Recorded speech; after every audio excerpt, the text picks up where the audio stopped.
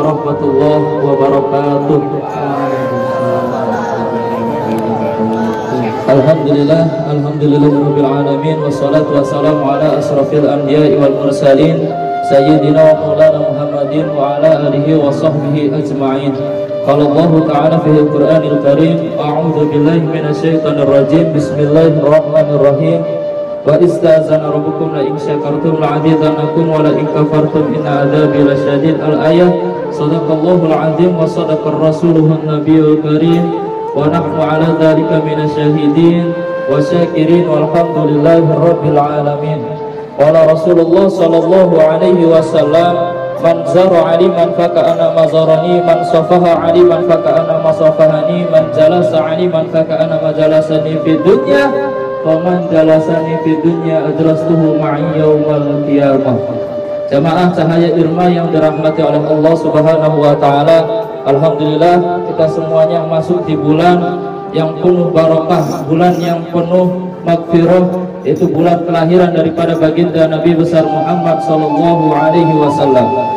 Jadi bulan Muhammad sallallahu alaihi wasallam kita semuanya perbanyak untuk ibadah kepada Allah Subhanahu wa taala, dan yang sekarang kita semuanya laksanakan yaitu melaksanakan sholat sunnah duha. Orang yang rugi ketika sholat sunnah duha itu disuruh-suruh. Orang yang paling rugi adalah ketika sholat sunnahnya disuruh-suruh, maka pahalanya itu adalah pahalanya untuk orang yang menyuruhnya. Maka hanya setengah detik saja pahala ketika kita semuanya melaksanakan sholat sunnah duha. Maka rugi ketika kita semuanya tidak melaksanakan sholat sunnah duha.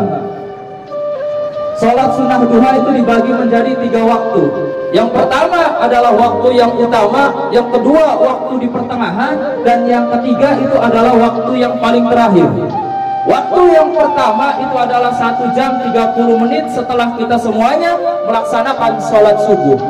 Berarti kalau misalkan sholat subuhnya jam 4.30, berarti melaksanakan sholat sunnah duhanya itu di 6.00 atau lebih.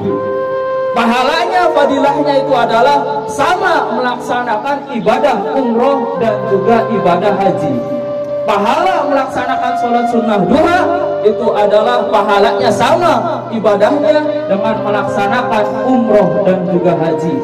Bukan hanya di bulan Zulhijjah saja kita melaksanakan haji, akan tetapi setiap hari Jumat ataupun hari-hari yang lainnya kita semuanya melaksanakan ibadahnya sama melaksanakan ibadah haji dan umroh.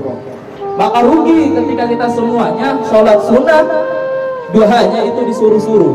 Dan yang kedua itu adalah di pertengahan. Di pertengahan berarti jam 8 sampai jam 9.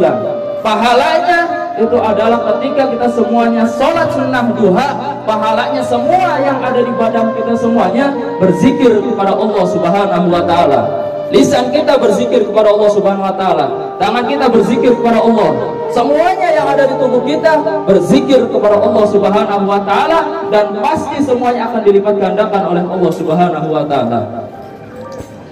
Dan yang kedua, kalau misalkan kita semuanya melaksanakan sholat sunnah duha di pertengahan, itu semuanya akan dihindari dari bencana-bencana umum yang semuanya manusia akan dilakukan. Apa pahalanya? Yaitu kalau misalkan kita contohnya, kalau misalkan kita pergi ke jalan, di jalannya itu macet ya.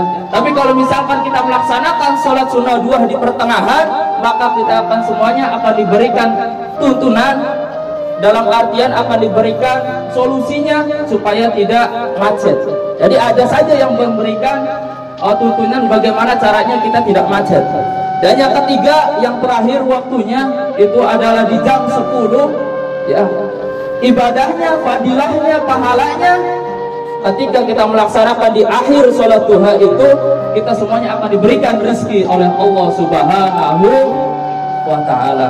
Makanya tadi Pak Wahyudin berdoa, Allahumma inna duha'uka wal jamala jamaluka wal quwwata quwwatuka wal qudrata qudratuka wal ismata ismatuka Allahumma inkana rizki. Nah di sini penekanan di dalam melaksanakan sholat sunnah duha. Makanya Imam Pak Wahyudin, guru kita semuanya, kalau misalkan imam itu menuntun daripada teman-teman, itu luar biasa fadilahnya. Allahumma inna duha'a, Allahumma inkana rizki, ya Allah berikan kepada kami rizki fis samai, misalkan rezeki saya di atas, fa'anzilhu, maka turunkanlah. Wa in kana fil ardi, kalau misalkan rezeki saya berada di bawah bumi, wa in kana fil ardi fa'akhrijhu, maka keluarkanlah. Wa in kana mu'assiran fayassirhu, kalau misalkan rizki saya sulit, rizki saya sukar, maka mudahkanlah ya Allah. Wa in kana haraman fatahhirhu, kalau misalkan rizki saya haram, maka mudahkanlah, maka halalkanlah ya Allah, halalan thayyibah. Wa in kana ba'idan faqarribhu, kalau misalkan rizki saya jauh, maka dekatkanlah. Bihaqqi duhaika wa jamalika wa quwwatika wa qudratika atini ma'ataika ibadakas sholihin. Dan kita semuanya mendekatkan kepada orang-orang yang soleh. Maka sulit ketika kita semuanya dekat dengan orang-orang yang soleh. Kalau orang yang soleh ketika melaksanakan sholat sunnah duha itu langsung ke tempatnya.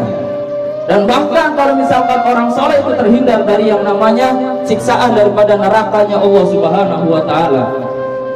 Ya, sekarang ini luar biasa, melihat fenomena yang luar biasa. Bahkan, mohon maaf, sekarang anak-anak muda ada yang berkata seperti ini: biarlah saya yang mabuk-mabukan, biarlah saya yang bolos, biarlah saya yang tawuran. Akan tetapi bolos dan tawuran ini adalah perbuatan daripada setannya Allah Subhanahu wa Ta'ala.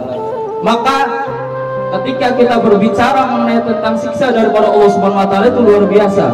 Sehingga saya teringat guru saya pernah menyampaikan bahwa ketika di nerakanya Allah Subhanahu wa Ta'ala, dulu Rasulullah Shallallahu alaihi wasallam ketika malaikat Jibril alaihissalam turun ke bumi, itu memberitahukan bahwa neraka seperti ini.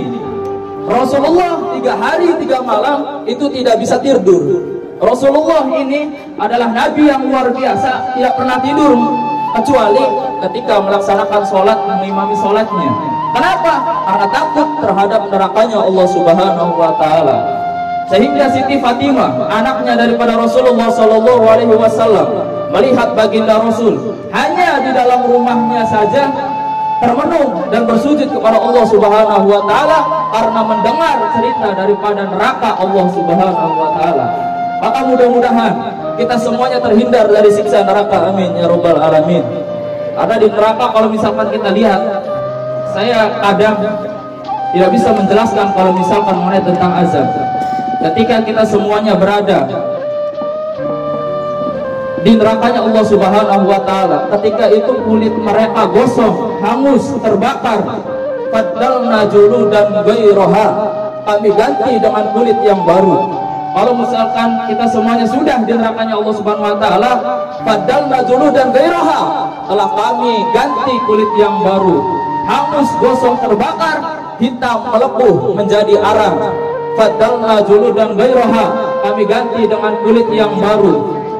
Liyadzuqul azab, supaya mereka merasakan azabnya Allah Subhanahu wa Ta'ala. Maka kalau misalkan mereka melihat azab dari Allah Subhanahu wa Ta'ala, dia berdoa kepada Allah Subhanahu wa Ta'ala, ya Rabbana absurna, ya Rabbana, ya Tuhan kami, absurna, mata kami telah melihat, wasami'na, pendengaran kami sudah mendengar, farji'na, kembalikan lagi kami ke dunia, farji'na, kembalikan lagi ke dunia. Penyesalan tak lagi bermakna, air mata tak ada lagi gunanya. Hari itu bukan hari untuk berdoa kepada Allah Subhanahu wa Ta'ala. Hari itu bukan hari untuk munajat kepada Allah Subhanahu wa Ta'ala. Hari itu bukan hari untuk meminta Allah Subhanahu wa Ta'ala. Akan tetapi hari itu adalah hari pembalasan daripada Allah Subhanahu wa Ta'ala.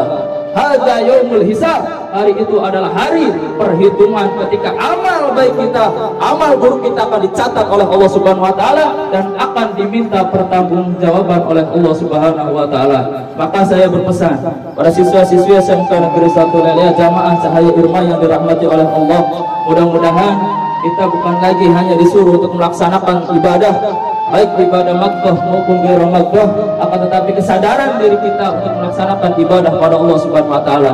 Beda orang yang melaksanakan sholat dan orang yang tidak melaksanakan sholat. Orang yang melaksanakan sholat pasti tenang hatinya dan tidak akan berbuat yang mungkar. Tapi kalau misalkan kita tidak sholat, saya yakin-yakinnya tidak ada ketenangan di dalam hatinya. Mudah-mudahan kita semuanya selalu istiqomah untuk selalu melaksanakan ibadah kepada Allah Subhanahu wa taala. Amin ya rabbal alamin. Allahumma fiq ila aqwamit thariq wal afu minkum. Assalamualaikum warahmatullahi wabarakatuh.